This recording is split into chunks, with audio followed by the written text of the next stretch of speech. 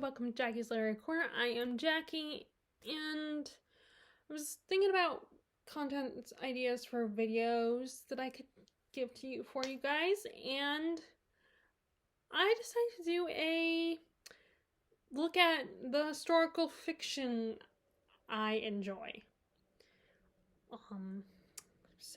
And obviously since my shelves are all over the place in my room, they're not all together, so I am filming in front of one of my biggest bookshelves. And so where to start? So I guess I'll start with talking about the books I've read so far, I guess. Well, no, actually, I'll start with talking about what I seem to like in historical fiction. So, first of all, when it comes to our own history, I am a little particular. I have my favorite things to learn about in American history. I love the 1920s, which I think most people love the Roaring 20s because it's such a fun time period. There was a lot of writers during the 20s and the 30s.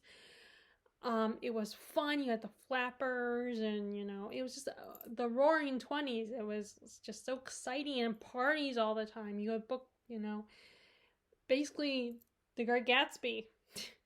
And so I think a lot of people really love the 1920s. In particular, I think a lot of female readers love learning about the 1920s, and I do want to at some point get the Zelda Fitzgerald biography that I started reading, that I borrowed from the library, but then I realized how long it was. I was like, okay, I just need to buy this book. Because I've said this before, I don't like getting super long books from the library because there's this invisible pressure to feel like, okay, I got to get this book read, but it's so long, such a long time, and I'm not someone who can read all day. I like to do other stuff sometimes. I like to watch TV on occasion and watch YouTube videos, like be on the internet and have meals with my family, with my parents, and I work. My schedule, I don't have a set schedule, so sometimes and then of course I can't do a lot and then at work I only get my 15-minute break. So longer books I want to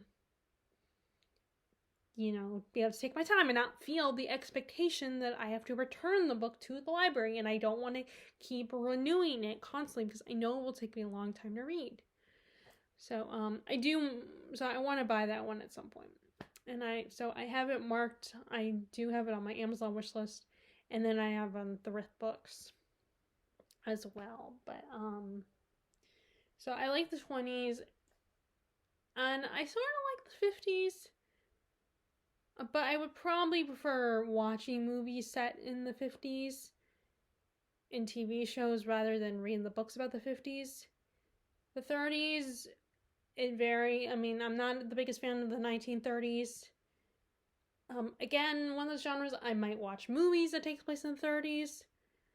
Now that's U.S. history. I don't know about what was going on in Europe or Asia in the 30s. That might be a different story. But I love East of Eden, but I stopped, but I DNF'd Grapes of Wrath by Steinbeck. And that is set in the 30s, and it's all about the Dust Bowl and how all these families got kicked off their land because this Dust Bowl had destroyed the land, so the farmers weren't profiting, so they get kicked off their lands because the banks were like, you're not making any money. So, it was a very complicated and unfair situation. And, but I did DNF because I was kind of bored with it. Now, granted, that could be just that particular book. Other historical fiction, books that set in the 1930s might interest me more. But at the moment, that time period just doesn't appeal to me. Like I said, 1930s detective stories and film noir, maybe I would watch in a movie or a TV show, but it's just not my kind of genre, my time period that I like to learn about. I would say I kind of flirt with Egyptian history a little bit, but Terry, I feel like Terry from Florida is probably much more into Egyptian history than I am. And I actually I finally gave her that book I bought her years ago called about Nefertiti. It was a historical fiction. And I finally gave it to her when she finally was able to visit because, of course, COVID happened, so it was kind of hard for us to get together. And I was finally able to give it to her. But yeah, she probably is more into Egyptian history than I am. Although I do love the movie The Mummy. So I like the 20s, 40s. Yeah, I mean, I like the 19 stories about the 1940s probably a little bit more than the 1930s. But I do probably am more interested in reading 1940s books that are set in other parts of the world.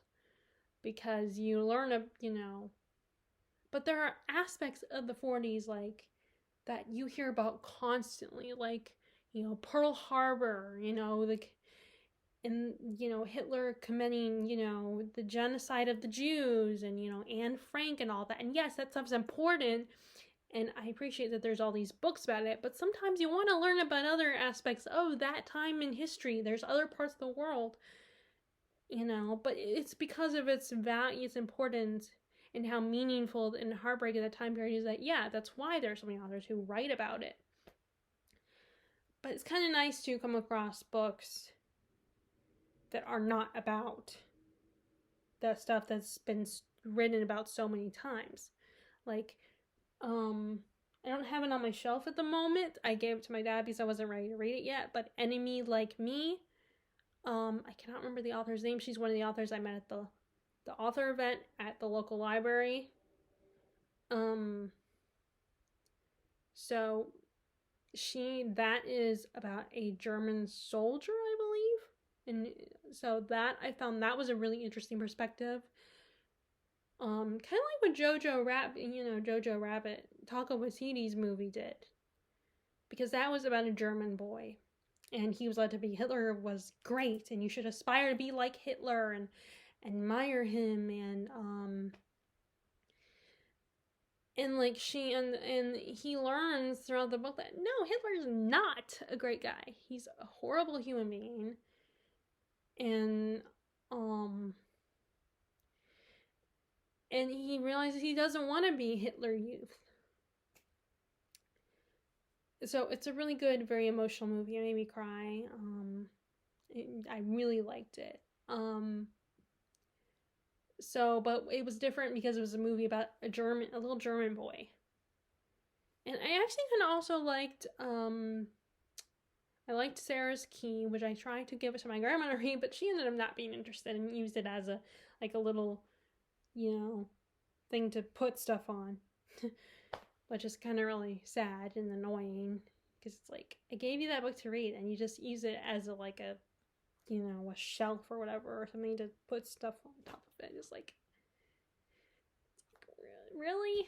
But my grandma's not a huge reader anyway. I mean, we even got her the Anne Rice books that were about, like, when she was kind of having, like, her books about Jesus, Jesus Christ and that history and everything. And was complete opposite of what she used to write. But I think that was, she was inspired because, after her husband had passed, she had really got into religion and her faith. So we got my grandma 2 of Anne Rice's books, and then she probably never even read them. Which is why it's so annoying when people, the non-readers of my family, comment and tease me about my reading, or, it's like, you don't read, so don't say, why are you commenting? You're not a reader, so you don't understand, it's like, I mean, I get that a lot of people are impressed that I read because, reading increases your vocabulary and gives you empathy and everything, and helps your way of thinking and all that, and you can learn so much from books, not just from nonfiction. But it's like I just get so impatient when people just would just comment, make little teasing remarks about my reading. It's like just stop. But anyway, so let's get back to the main topic. I said I'm talking about historical fiction. So yeah, there's certain 1940s history, and where it depends on the part of the world and what aspects of history that I'm reading about. Because I also recently bought Life and Fate, which is a Russian novel. I can't think of the author's name at the moment, and that is also is about World War II, what was going on with Russia at the time. And it just sounded really intriguing because it was I don't read a lot of Russian books, nonfiction or fiction. So I bought it and I wanted to try it. And, especially because I've been trying to read more Russian classics. And, so I do the Victorian era. I really find that really fun and interesting.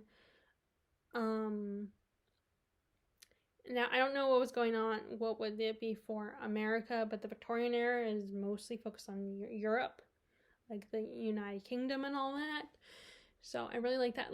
I am definitely drawn more to European history than American history, which I think there are a lot of us Americans, because we learn so much about our own history in school, that it's I think that's why we're more interested in other people's history than our own, because it's we already know this stuff.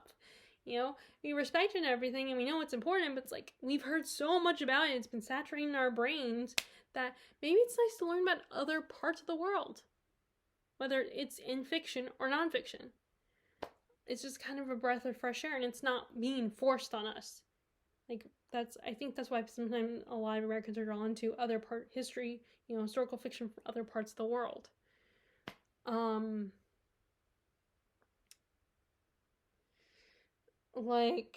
This year, I actually fell in love with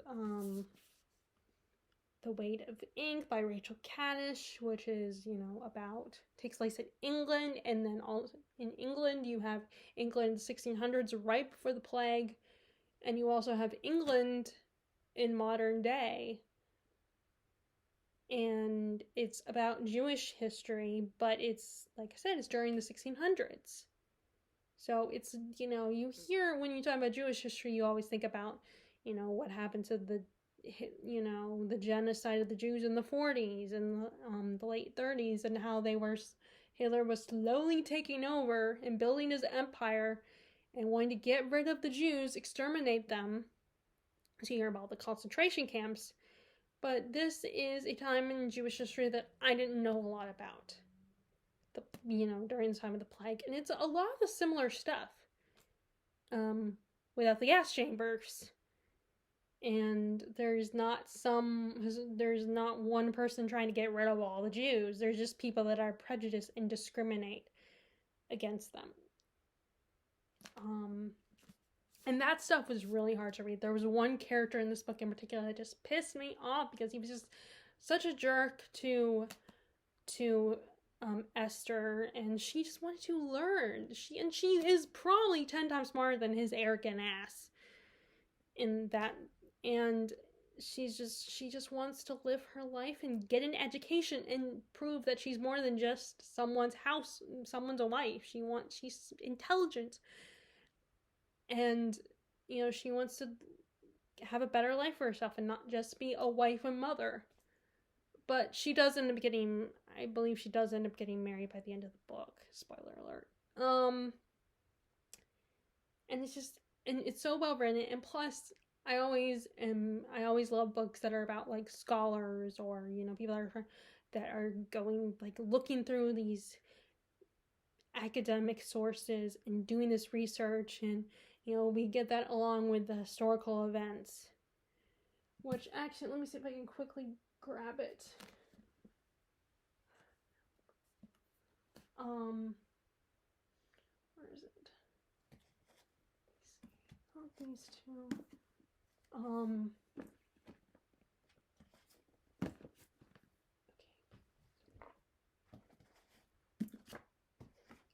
Okay, there it is. Which is why I absolutely love The Historian by Elizabeth Kostova, because it's about someone who's doing research. Now, this has kind of a blend of real history, but also myth and, you know, mythological stuff, myth and legend. In other words, Dracula. And the idea of Dracula, what if Dracula was real? The vampire version of him? Because, you know, Dracula, people believed, was based on Vlad Dracul, the famous prince. What was it? Eastern European prince. Vlad aka Vlad the Impaler. And it was believed because he was so bloodthirsty, there were a lot of people who ended up believing that Bram Stoker was inspired by him to create Dracula. Although I have read this was a Darling Desi inspiration, because she was the first person I saw read this book for Halloween 2 years ago, which is kind of a origin story of how Bram Stoker wrote what events transpired that led him to write Dracula. Because according to the notes, the author's note, the author's great-grandfather, I think he was like a great-grandfather or great-uncle or someone, that he was inspired, like he believed vampires were actually real. And he was trying to pass his book as a warning to people. But a lot of other horrible things were happening in the world, and his agent did not want him to do that. He didn't want to scare the public, so he's like, okay, no, you need to pass this off as fiction. Don't traumatize people, don't scare people. Because, of course, this was a time when people were very superstitious anyway, so it wasn't like today where people would just dismiss them and be like, are you crazy, dude? What's wrong with you? You know? There's no such thing as vampires. Although there are people, I think the whole vampirism was also motivated by this disease or this concept of people that love drinking blood. And I think that's what was kind of inspired, you know, the idea of vampires existing. I mean, who knows? Maybe they do exist. Maybe they're out there somewhere. I mean, all the part of me hopes not, because yeah, you have like Twilight and, you know, Angel, like Edward Cullen and Angel, you know, and all that, and, you know, all those humors that are cool and awesome and sexy and mysterious, and they have soft sides where there's one particular human they fall in love with and won't kill them, even in the vampire and, you know, in Discovery Witches, which I can't think of his name at the moment. But I think in reality, we don't know. A lot of people do whatever they want with vampires. But when, you know, I think, like, Anne Rice's vampire is probably more realistic if vampires were real. But that's just my opinion. Other people might, you know, not agree. I mean, I know my friend Larissa says, well, we don't know. Maybe they are actually would love humans, and not in a bloodthirsty, I'm going to kill you kind of way, but in a, like, they could fall in love with humans, because we don't know as far as, you know. But yeah, so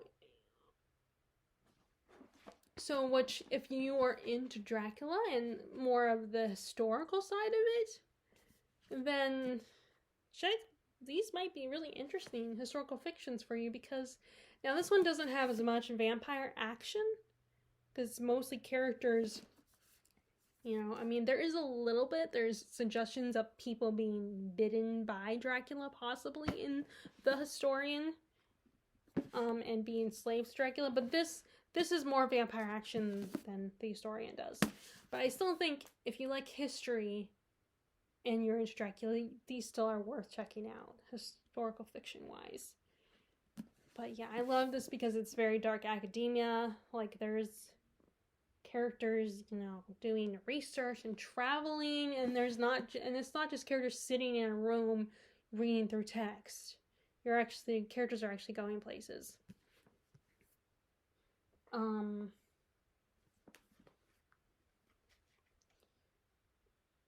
This is her other book.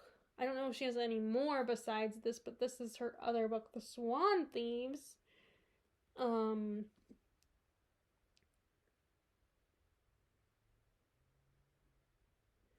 And this is about artists too. So and here she is. I think she not what I pictured actually of the author. Not what I was thinking she would look like. But anyway, this is her other book, The Swan Thieves. And this is about art. And I want to get more into books about art. As well as literature. Because I don't really, I recently watched Jennifer Brooks do a video recommending nonfiction books about the Renaissance period and not just Italy. But because of course Renaissance is not, it started in Italy, but it's just, there's so many places in Europe. So I actually, put them all on Goodreads and then my Storygraph page, mark them as want to read. So in this one, going the little bit I read, it seems that it's about art. And actually, I think it kind of does, I imagine does something similar to The Goldfinch, where there's a well, maybe not. I mean, actually, probably the only thing they probably have in common is they both have to do with art. But yeah, I love Elizabeth Costello as a historical fiction writer. It's such beautiful immersive writing. And she kind of made me think a little bit about Kate Morton, who is one of my favorite historical fiction authors.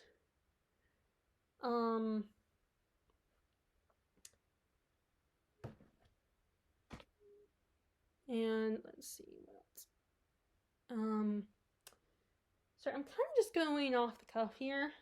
I don't really have this organized. It's just something I decided to do, talk about historical fiction. What else?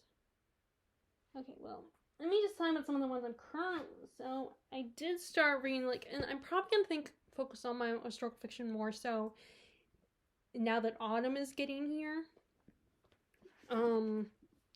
But I did start reading Damascus Gate, which I don't know if this is actually historical. But I kind of, yeah, I don't think this is actually historical. I think this takes place in modern times, so technically this doesn't count. But it does have a very dark academia feel to it. So yeah, I'm not going to talk about this one, Damascus Gate, but it does talk a lot about history.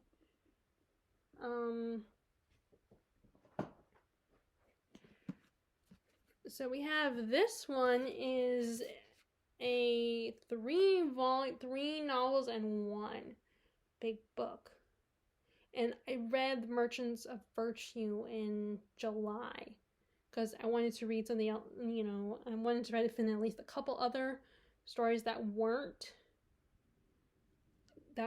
related to Jane Austen July.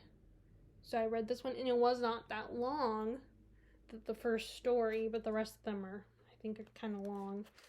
But this takes place in France, and you have the king at the time was, I think, where is it? Catholic. So the king wanted to make his whole country Catholic, and he knew that some of the people were Protestant, so he sent his soldiers to avoid bloodshed. He sent them to either try to convert them or kick them out, which it's ironic because he was trying to avoid he was avoiding bloodshed, but ironically the way he would punish people for not converting. And they called them Huguenots. Which I don't know if I guess I'm considered a derogatory term. I'm not sure actually if that would be considered derogatory or not. Or it's just, a term. But there's one particular family who just Jacob and Janine, and they get separated from their kids because Jacob, the husband, gets sold into slavery because he refuses to change, and Janine is forced to go into hiding. And she's separated from her children, who end up living with her sister-in-law and brother-in-law, her sister and brother-in-law, to keep them safe.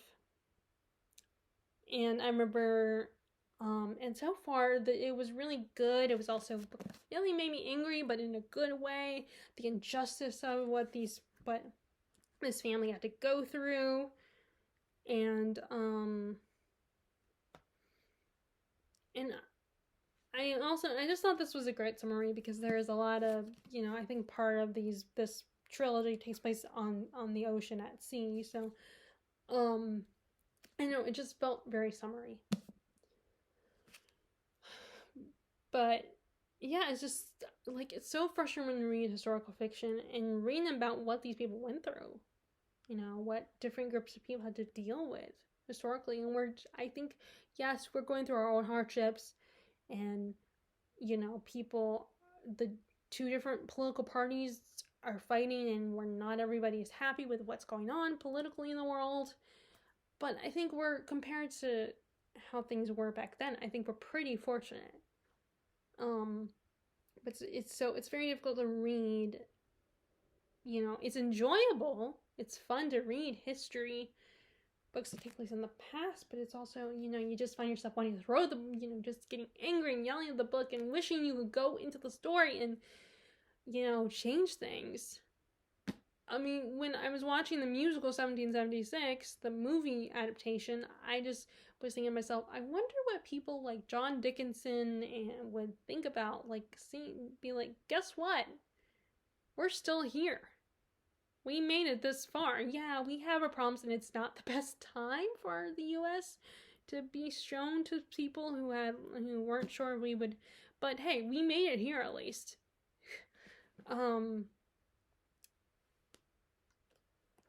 Compared to how it was, I mean, we did pretty good. But like I said, the rest of the series is, I think Merchants of Virtue is probably the longest one in the trilogy. So, I don't know when I'll get to the next one, but like I said, I feel like Autumn is also great for historical.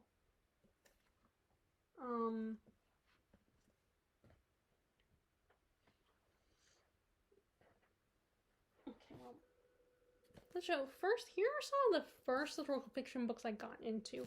Now, one of these also be classified as fantasy, or maybe, I don't know if it'd be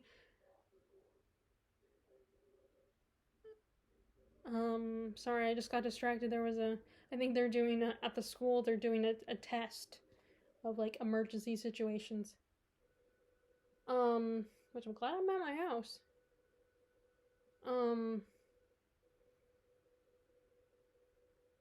But some of the first ones I ever fell in love with were The 13th Tale by Diane Setterfield.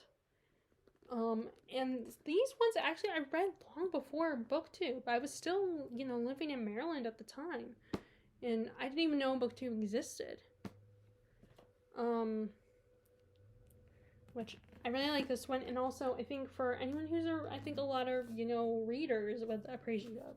If you haven't read this, if you haven't discovered this book yet, I think a lot of readers would really appreciate it, because it's about an author who wrote a collection of fairy tales, but there was one extra fairy tale that she never published. And in the modern day, because it's one of those ones that goes back and forth between the past and the present, in the modern day you have this woman who's a biographer, and she's asked by the author of this fairy tale book to come and write her biography, because she's ready to tell the truth about her life, because she has evaded the truth her whole life, does not tell anyone. She just tells them whatever she wants to tell them when people ask her what her life was like. And so now she's decided to tell it, and it's really intriguing, and just learning about this woman and her past. And it kind of gives off, because of the setup, like, you know, it kind of is similar to Evelyn Hugo. But of course, I mean, but although in truth, that's really the only thing I have in common, I feel like, is the setup. And then we have this one, and I love this one. Long before BookTube, it was my favorites. It was very well written. It's The Night Circus. It's a bit of a romance. There's a little bit of magic. Like, you know, our two lovers are magicians. It's kind of just a fairy tale. It kind of has a fairy tale vibe. Like, I know a lot of people criticize the romance a little bit, you know, it almost feels very insta-lovey, but I kind of take it as more like a fairy tale like story set in, you know, a more recent time period. It's such a beautiful story. It's beautifully written, and I personally loved her other book, The Starless Sea, which I did take off the shelf, but it's over there, and I don't feel like getting up and getting it. Which I love too. I know not everybody loved it and I know some people feel like it didn't really have a plot. I feel like it kind of did. But just a very loose plot. And, like, it's, you know, this young man named Zachary, you know, he's given the chance to find this place, the Starless Sea, and he misses out. So he gets a second chance to find it, and he goes on this Alice in Wonderland-esque journey. Finds, you know, true love, and just a very whimsical, like, that's, I think, a great comparison to The Starless Sea is Alice in Wonderland, with its kind of has a bit of a whimsical nonsense type of story. And I do feel like this one has a more cohesive plot. Which is funny because I always say I'm a very plot-driven reader, but I love both these books. Now, The Starless Sea is not historical. It's, this one is historical, but The Starless Sea takes place in the modern times.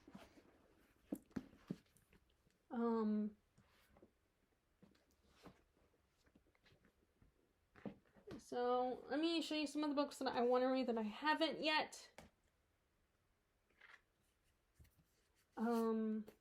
Well, this one is a nonfiction about the Crusades,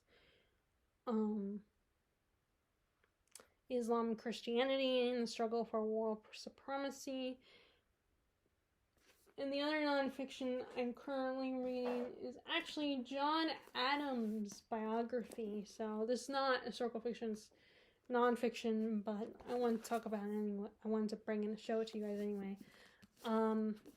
Because I do like medieval history and the Crusades and everything. Like, I'm kind of starting to get into it a lot more.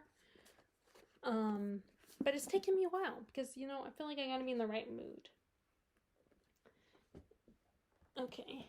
I'm gonna put this so it doesn't fall. So, some of the books I want to read that I haven't got to that maybe I'll get to this year, well, are Bark Skins by Annie Proulx.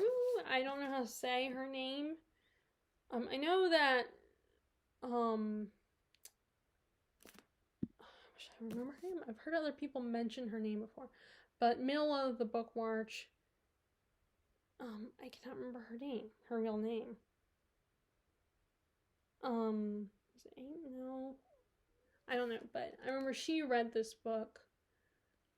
But it's basically the invention of, this, what is it? A family of,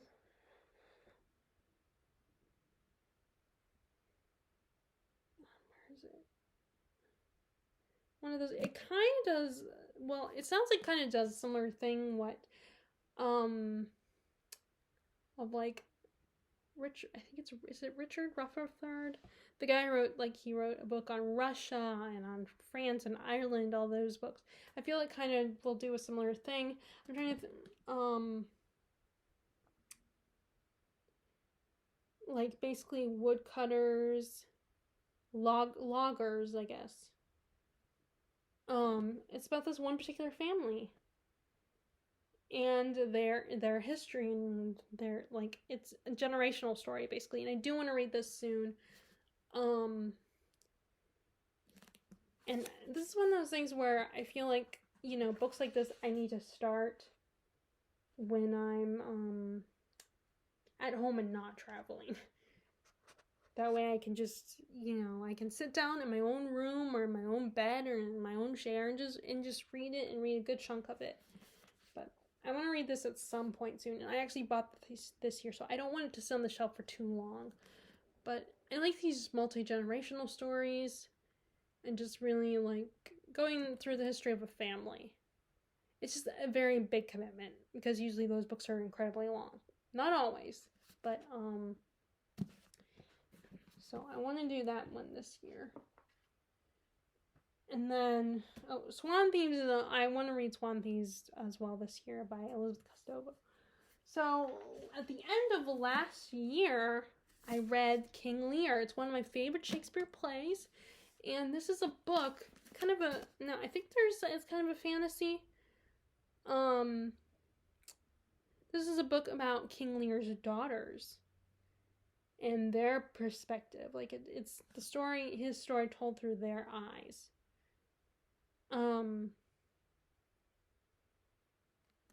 And because I read that one, I figured I want to get to this soon as well. So I believe Elliot Brooks talked about this book and did a review and say it's a book that's not for everybody, especially not for every fantasy reader.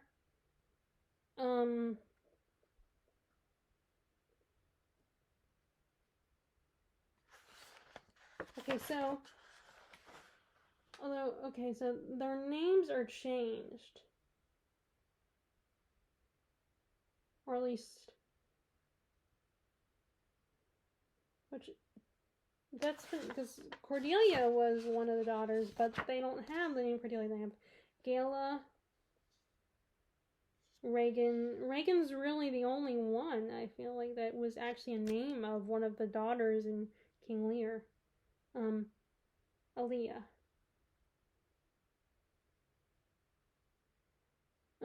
So I don't know if. So yeah, it might be So it might be a little different, but because I read King Lear, I wanted to go ahead and read this soon. So I figured autumn is a good time to read it. But and then this is one of the books I bought and then that's a Thrift Books one. And then this is a book I bought from when we went to Costco when we were at my grandma's last time. This is Nancy Horan's The House of Lincoln, and it is a small book, so it wouldn't take me. But this one was really interesting because it's from a different. That's another aspect of historical fiction. I like historical fiction where you have an actual historical figure, but told and seen through the eyes of someone that's like they would be just, if they really existed, they would just be in the background. They wouldn't be seen as important. And I like seeing their perspective. Or even someone who really is a real person. But like Wolf Hall, for instance, by Hilary Mantel, that's a take on Cromwell. And his story and everything. Which I don't know if he's the father or the uncle of Anne and Mary Boleyn. I think he might be the uncle. But I really like that. I like when you get perspectives of people. Like you see this historical figure through the eyes of someone else. And this is about a girl who becomes a servant in the Lincoln household.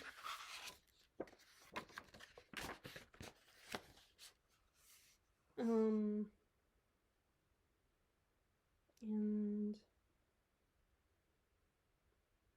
I'm trying to think of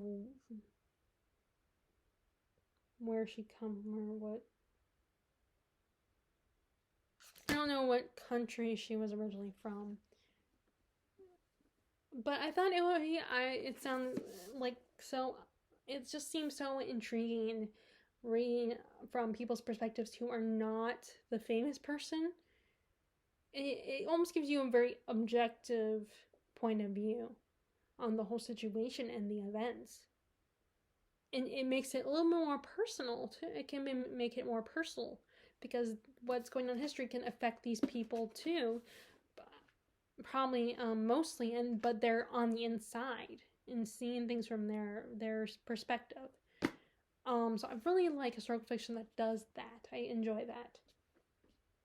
And then of course, you know, but one of the things about historical fiction I also really like is ones where it has a fantasy element, like The Night Circus, and also we have The Witching Hour, which is not entirely historical fiction, but we do go back and forth between the past and the present. As one of our main characters, Michael, he kind of learns about the past and what happened to this family of witches, their whole history with this devil type figure. And I remember really liking this writing, but I wasn't sure about this book the first time I attempted to read it. Now I've changed I've grown up and I've matured, and I feel like I wanted to try it again this year. So I haven't finished it up, so I haven't read a lot of it, but I've read some of it. And I do have the second book in this trilogy, Lasher, and then there's one more. If I could get it in paperback, then I'd be good. and not mass market, but regular size paperback. Like I said, that's another one of those trilogies where the other two books are really short compared to the other one. So one of the books I'm currently reading, one of the historical fictions I'm currently reading actually is this one, A Fine Balance, which takes place in the 70s in India.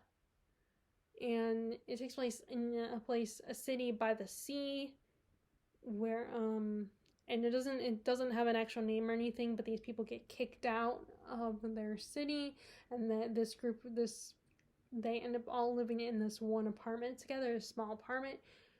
You have this widower, and then you have these two tailors that work for her, and then you have the student who is the son of one of her friends.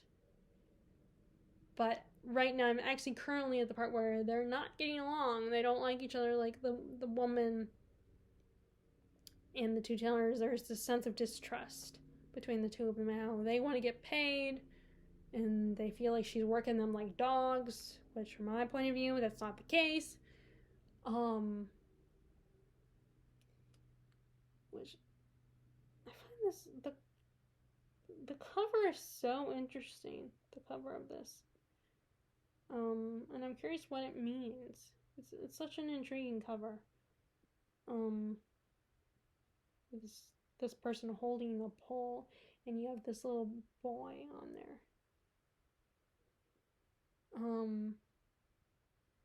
And I'm trying to think what it could mean in reference to. There might be something that was mentioned. It's a very interesting cover. I don't understand. I'm trying to understand it, but I'm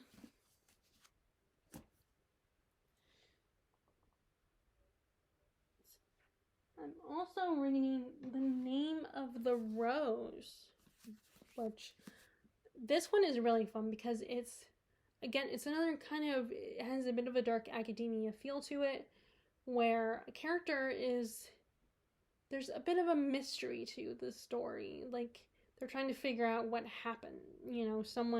A monk gets killed. And one of the things I like in historical fiction where it takes place in a setting you don't expect. And this takes place in an abbey where, someone gets, or at least something I don't expect anyway. Because there might be other people who've read stuff like this before. But, I like how that is where the murder happens. It's not a house. It's not like a hotel or anything like that. It's an abbey. And like, you don't expect the house of God to be a place where someone gets murdered, or someone, kills themselves, or you just and it's so intriguing, lots of thought-provoking elements to it. Like, you're getting these characters' points of view, and it's a very easy read.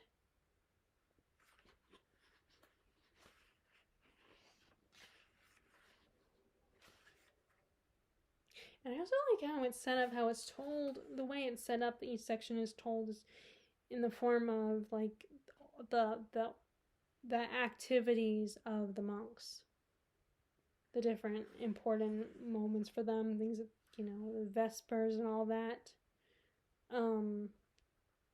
It's such an intriguing read, and I just want to know what really is going on, what happened, and it's like, it's really fun. It's actually kind of fun for, trying to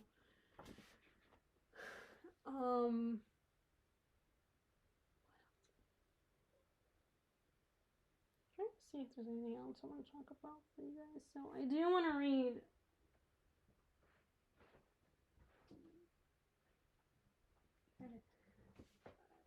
to read this soon, which is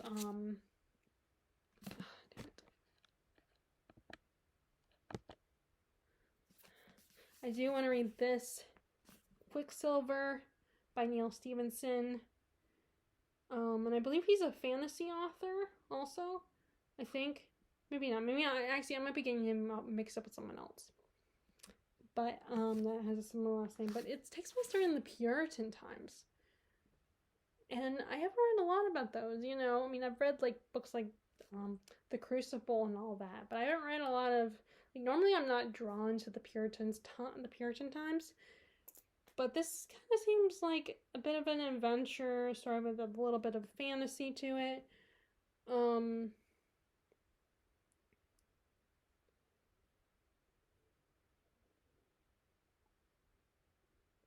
Yeah, he's an adventurer. Like, I like adventure historical fiction. I mean, that's, it's one of the appealing aspects of this one. Of this trilogy, just there's a bit of an adventure. So there's gonna be a little bit of adventure element in, dark academia stories that get me interested. I also really like the American Revolution time period. That's one of the histories in America that I really love, is the American Revolution. Like, and I've been reading a lot of nonfiction about that, and like I read, I listened to the Hamilton biography a couple years ago, and then I am reading John Adams. Like, I love the 1700s. I think that's such an interesting time period in history. Now I was disappointed in the classic Sleepy Hollow, which takes place in the 1700s, but I've liked stories that are kind of adaptations of that. Like, you have that TV show Sleepy Hollow on Fox, and then I really like the Sleepy Hollow by Tim Burton starring Johnny Depp. I think that's a really fun thing, and it kind of ruined the original classic because I just keep expecting that weird action-packed mystery story, and there is a bit of a mystery, but it's kind of boring. It's focused on like this guy obsessing, these two guys fighting over this girl, and neither one of them is all that great to begin with. He's like, Ichabod is kind of like that guy who's like the nice guy, that I deserve this girl because I'm nice, and she doesn't give him the time of day, and she's, in the end, he's not going to get the girl. And he gets scared away by a ghost, supposedly, but no one knows if the ghost, but it kind of has a little bit of an, is the ghost real or not? But I really like, and I always want it to be real, because I always find that more fun if it's real, like there is a real ghost or a real monster. Like, I always like that whole idea. And like Sleepy, like you have stories, like that TV show Sleepy Hollow was always, really fun and kind of mixed history, like the American Revolution and the whole Sleepy Hollow story together. And you have like this historical person that was asleep because his witch wife put him under a spell, because Katrina is a witch in the story, both in Sleepy Hollow and in the TV show Sleepy Hollow. She's a witch. Now, I don't know if she was an actual witch I don't remember if she was an actual witch in the original story, but a lot of people, go with that. And she puts him under a sleeping spell, and he wakes up, and he's in modern times, and his wife's dead, and he has to adjust, but the actual horseman comes back to haunt him. And it has, the whole horseman's plot has very much a link to him, which I think that was kind of a cool twist in that version of the story. So like I said, these other versions of Sleep, kind of ruined the story for me a little bit. Kind of ruined the original novel. I was expecting so much more, and I didn't get it. Which that's another video idea. I'm talking about classics that kind of were a disappointment because, Hollywood and modern adaptations have kind of ruined it for me. And, gave me higher expectations, and I ended up being disappointed. Even the same with Dracula. I like Dracula a little bit better than Sleepy Hollow, but it still was kind of a disappointment. Let me go ahead and, this is another one that I want to read almost.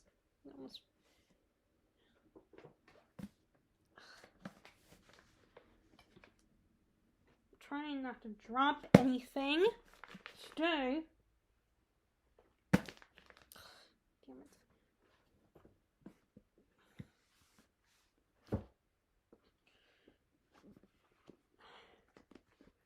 Here's, so then another, this also has another one of those where it mixes fantasy with history, where it takes place, originally I thought it was Victorian times, but I think it's the Regency period now. You have, what if magic existed, what if there were real wizards and stuff like that, and so you have these two magicians. One is from an older generation, one is a new guy, a younger magician, competing, and this is during the war. I think this is it's in 1806. Oh, this is the war with Napoleon. So the Napoleonic Wars, which I have Age of Napoleon, which is the history of Napoleon. And so again, this is another one of those books that does one of my favorite things, which is mixing history and fantasy together, and having the idea of what if fantasy, some of those things that you find in fantasy were real at one time. And it kind of reminds me of my kind of makes me also think of the Temeraire series, which is actually I could have talked about that one in my 7 on Sunday video that I just filmed, which the topic was the 7 longest series on your TBR, and I am going to finish that series. But that one also does a similar thing where it takes place in the Napoleonic era, and the idea of what if we had dragons? What if dragons were real? How would that alter the war? So this is the idea of magicians, and what if we had magicians at the time? And I just think it's such a fun concept, and it has a similar writing style, and just very cozy and fun, and I love the idea of it. So yeah, that's one of my favorite types of, historical fiction, is where you take magic and history and mix it together. I think that's always such a fun concept. Along with books where it takes place in modern times, but you also get the past storyline where a character is learning about the past. I think that's also why I love Kate Moran's work, because all of her books are that kind of setup where you have the modern day storyline, and the modern character learns about something, gets a hint of the past and decides to do some research, and you get told the past storyline, the story that happened a long time ago. And So then this next one this is one of the ones where this is an author that I heard about from Emma from Bookish Princess. She talked about this author. And I've been wanting to check her out, and I finally spotted one of her books at Black Castle, so I immediately grabbed it. Now the only thing is, it is a hardback book and it's a long book, so it's pretty big. And that is The Child from the Sea, and it's a historical medieval, and it's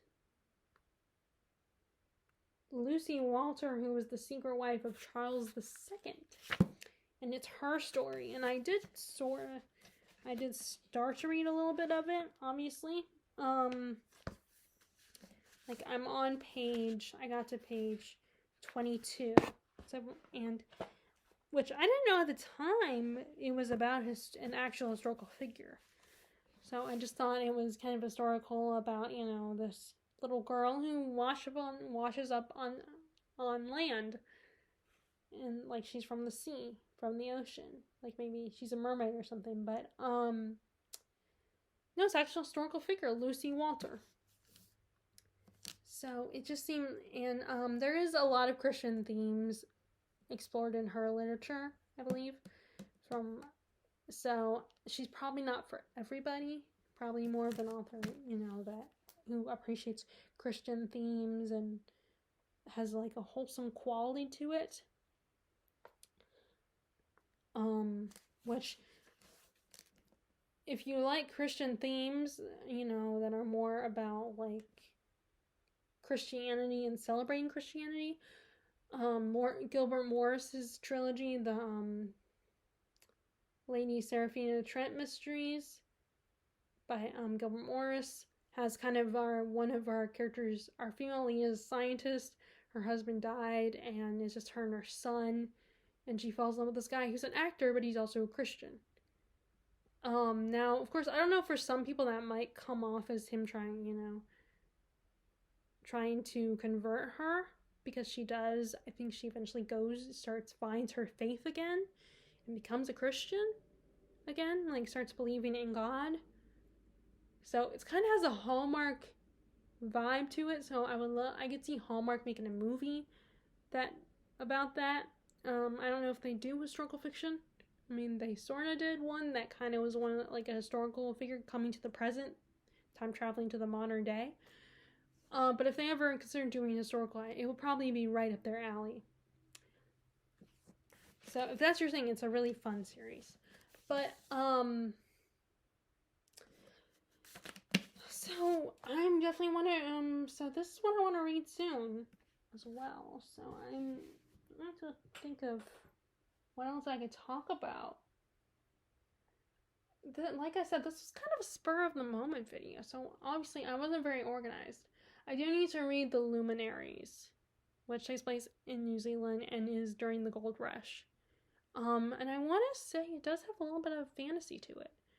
Fantasy elements, but I'm not 100% sure. I haven't gotten far enough to know. I mean, so far I haven't seen anything. All I know is this guy ends up dead, and his friend is trying to investigate what happened to him. So he comes to New Zealand and talks to the I can't remember what the calls are called, what the people are called. Maori, I think.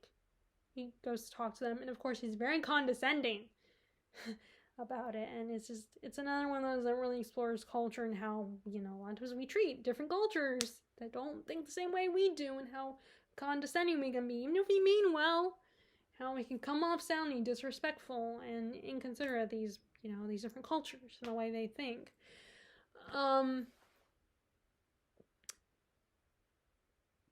But that's not what I want to get to. It is a long one though.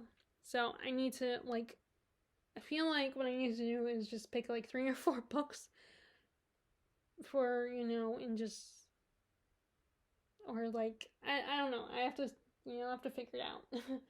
But yeah, I really have come to enjoy stories. So I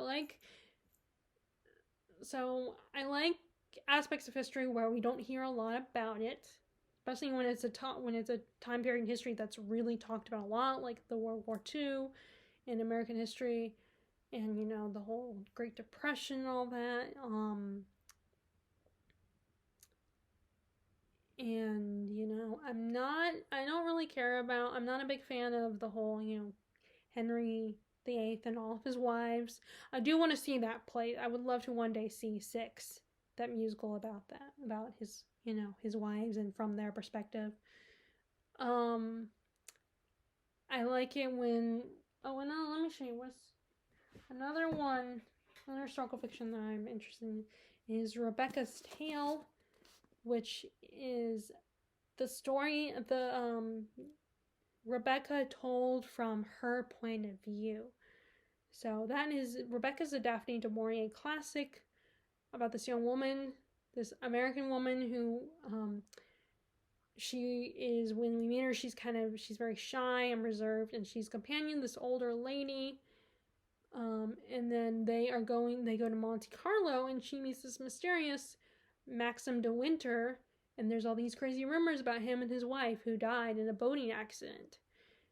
And he meets our narrator, who doesn't have a name, and they immediately fall in love. They have this whirlwind romance, and then she's so fears the fact, her mistress is like, we're gonna go, I'm ready to leave now, and she's so heartbroken. She doesn't want to leave Maxim because she's deeply in love with him. And he comes to her and she talks to him and is all distraught. And he says, let's get married. And they end up getting married. But turns out there's the whole staff constantly is comparing our narrator to Rebecca, to the point where our narrator becomes obsessed with this woman, Rebecca. And there's all these suggestions that maybe Maxim killed her. And there's the relationship between the housekeeper, Miss Danvers, is a little weird and mysterious, and just there's all this mystery around her and her death.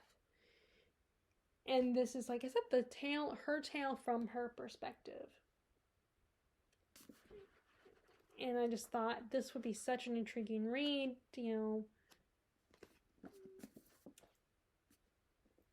as well. So I also like stories that basically I love stories that take historical fiction that takes characters that we already know a lot about, that we're familiar with, and then also we get stories about the characters that are secondary, or the characters that are in the present, they're not alive anymore. Like there's also Wide Sargasso Sea, which is about Bertha Antoinette Mason, Rochester's first wife.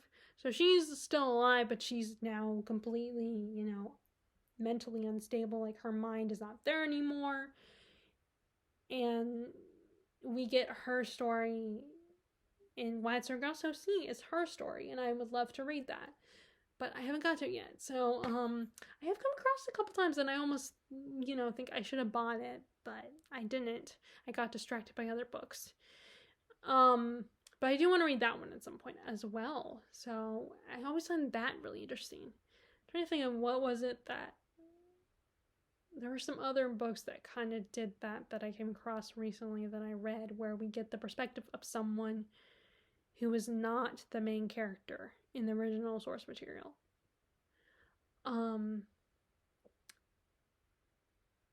So I like that. I like, historical fiction that kind of has a dark academia feel, where you're learning about something in history, and then you figure out sort of something bigger going on. Like, I love Dan Brown's books back in the day because they were so much fun, and exploring history and the idea of the mystery and what happened, and going on this adventure. I love those kinds of stories, those adventure stories. Like, those are always so much fun, and looking at history and looking and making connections and learning about something and being like, just realizing, and just the idea of there's a big, like, these conspiracy theories, and there's something bigger going on. Those historical fictions are always fun too. Now, there's people have issues with, Dan Brown people are not 100% happy, and you know the way he portrays women in his books, and just and of course, you know, it's not historically, you know, it's not completely accurate, but you know, when it's also a fun, it's supposed to be a fun, you know, history thriller type story. It's not supposed to be on, it's just kind of based on conspiracy theories, which who knows if those are truthful or not. But there are other things that people criticize that, you know, that I get. You know, and it's not a literary masterpiece or anything, but they're just so fun. Like, and yeah, he could do better on other elements, but like I said, those kinds of history books, and I really like the historical fiction where you know, where you start in the present day and then the character is learning about the past through someone else. Like someone is telling their story. Like I love that setup in historical fiction. I mean, it was pretty cool in like the fantasy book, The Name of the Wind, which Patrick Roth has not finished. He's not read the last book yet. Which I decided to walk away from that that. I might come back to it again one day, like rebuy the books. I mean, I've seen The Name of the Wind at the roast office, a regular size paperback, so I thought about buying it a couple times. But and I did enjoy the first book. It was really fun. I liked the setup and everything. And like I said, it was the whole idea of a character telling someone about their past. I think that's a really cool setup.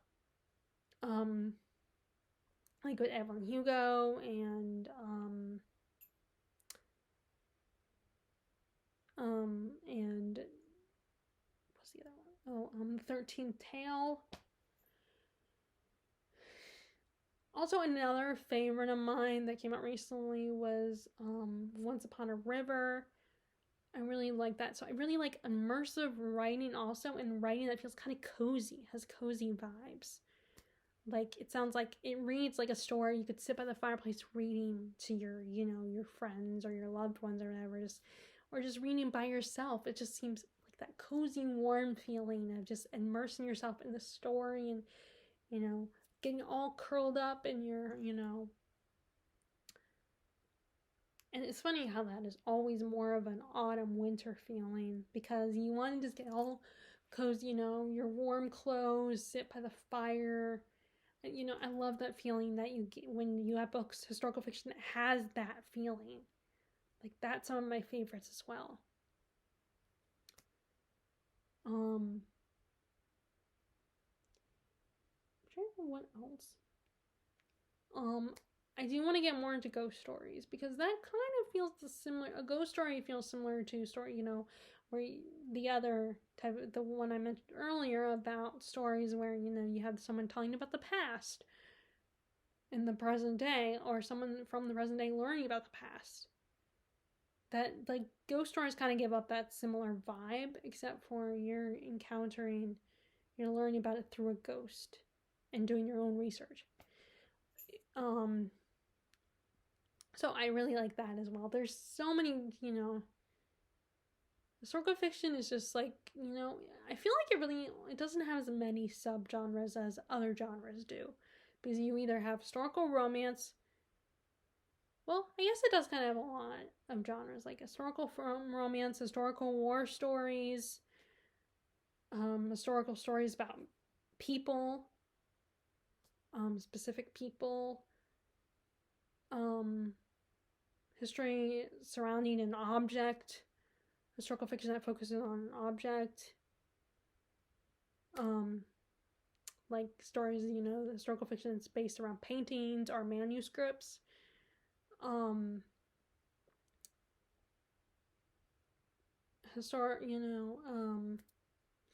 yeah, I'm not the biggest fan of historical romance. I read some on occasion, but I kind of lean more towards historical fiction that kind of covers bigger things, not just this particular couple storyline, which can be very beautiful stories and very sweet and or very tragic stories. And a lot of times Kate Moran's books kind of cover romance. Like I feel like she's kind of a modern Austen almost. Well, although she's historical fiction, so she doesn't, so maybe not. but like her book, but her books definitely. So don't take, like scratch that, ignore that phrase. Ignore my saying that, because that, there are a lot of people that might not agree with. There are people that might not agree with that. I'm just, was thinking out loud. But there's definitely, but her books do have a historical fiction, romance vibe to them at times, but some of them are also, the romance isn't the main focus. And actually, her books, the historical stuff, probably doesn't always, all I'm going to say is it does not always end happy. The couples do not end up happily ever after in the past storyline. So I'm still trying to increase my historical fiction reading, my TBR, because again, there's books like Barkskins that I want to read, and I want to finish reading The Name of the Rose, and and Elizabeth the Googe. I want to read some more of her works. I mean, I'm hoping when I get to London, maybe I'll find some of her works, because I think she might be a British author. I'm gonna have to look her up. But that's probably, I should make a list of authors to look out for when we go to London, because I definitely want to go to Waterstones. Or some of the other other libraries that have, other bookstores that I've heard about on BookTube that are, But anyway, so I guess it's really, because I don't want this video to be any more longer than it is, so that's all I'm gonna say about historical fiction. But yeah, and this just felt like some other topic, other things, to make a video about. So, and it's definitely a genre that I enjoy, but I enjoy only certain kinds of historical fiction. And I think for most people, I think that's how most people are when it comes to genres. They don't necessarily like everything, because fantasy, there are types of fantasy that I won't necessarily love. But it's one of the ones where, one of the fantasy is a genre I love almost everything, but not always. But I do think that there's, I think you could probably say that with anybody in any, favorite genre. There's going to be aspects of it that they don't love. There's going to be versions of it they don't like. But anyway, so that's all I'm going to say. I just wanted to talk about historical fiction. So, is there, if you read historical fiction, I would love to know in the comments below, what is some of your favorite historical fiction that you like? What do you like in your historical fiction? What kind of books do you like to read in that genre? What time periods do you like to read about? And if you like this video, be sure to give it a thumbs up, click subscribe, and click the bell icon if you want to be notified about my latest videos. I hope you enjoyed this video. I hope you're enjoying your reading, and I will talk to you all later.